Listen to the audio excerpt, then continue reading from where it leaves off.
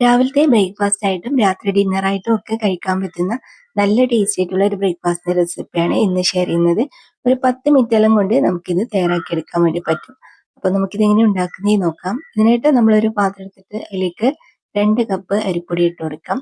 ഇതിപ്പോ ഞാൻ പത്തിലൊക്കെ ഉണ്ടാക്കുന്ന അരിപ്പൊടിയാണ് കേട്ടോ എടുത്തത്, പച്ചരിപ്പൊടിയല്ലേ.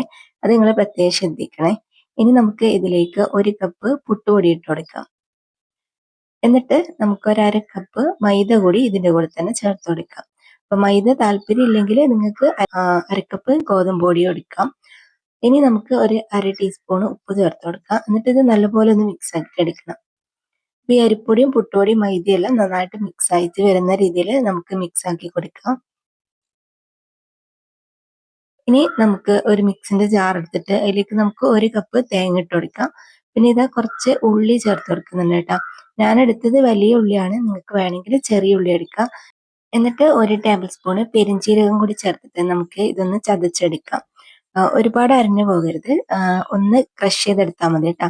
അപ്പൊ നമ്മളിത് പൊടിയിലേക്ക് ഇട്ട് കൊടുത്തിട്ടുണ്ട്. എന്നിട്ട് നമുക്ക് കുറച്ച് വെള്ളം ഒഴിച്ചിട്ട് ഇതൊന്ന് നന്നായിട്ട് കുഴച്ചെടുക്കാം.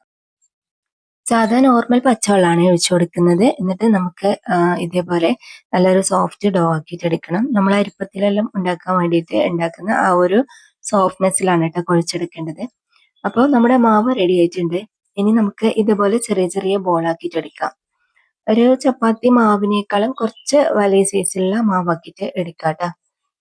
അപ്പൊ നമ്മൾ ഈ മൊത്തം മാവും ഇതുപോലെ ചെറിയ ചെറിയ ബോൾ ആക്കിയിട്ട് എടുത്തിട്ട് നമുക്കിതാ ഇതുപോലെ ഒരു പ്ലാസ്റ്റിക്കിന്റെ കവർ എടുക്കുക. അല്ലെങ്കിൽ ഞാൻ എടുത്ത പോലെ ഒരു മിൽമ പാക്കറ്റിന്റെ കവർ ഇതുപോലെ കട്ട് ചെയ്തിട്ട് എടുത്താൽ മതി. എന്നിട്ട് കുറച്ച് ഓയിൽ ഒന്ന് സ്പ്രെഡ് ചെയ്ത് കൊടുത്തിട്ട് നമുക്ക് മാവ് ഇതിന്റെ മുകളിലേക്ക് വെച്ചിട്ട് ജസ്റ്റ് ഒന്ന് പ്രസ് ആക്കി കൊടുക്കാം.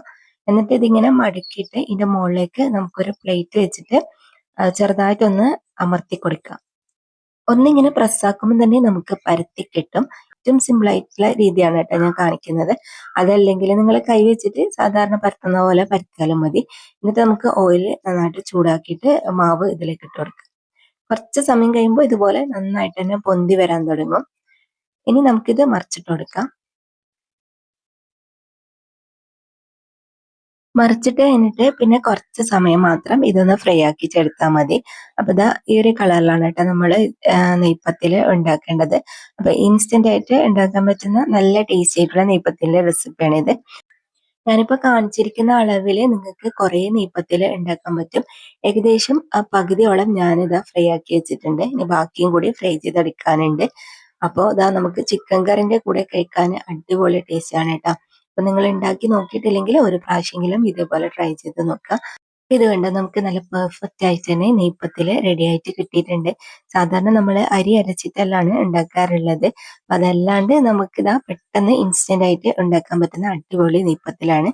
അപ്പൊ ഇന്നത്തെ റെസിപ്പി നിങ്ങൾക്ക് എല്ലാവർക്കും ഇഷ്ടമായിട്ടുണ്ടാകുമെന്ന് വിചാരിക്കുന്നു. വീഡിയോ ഇഷ്ടമായാൽ മറക്കാതെ ലൈക്കും ഷെയറും കമന്റും ചെയ്യണേ.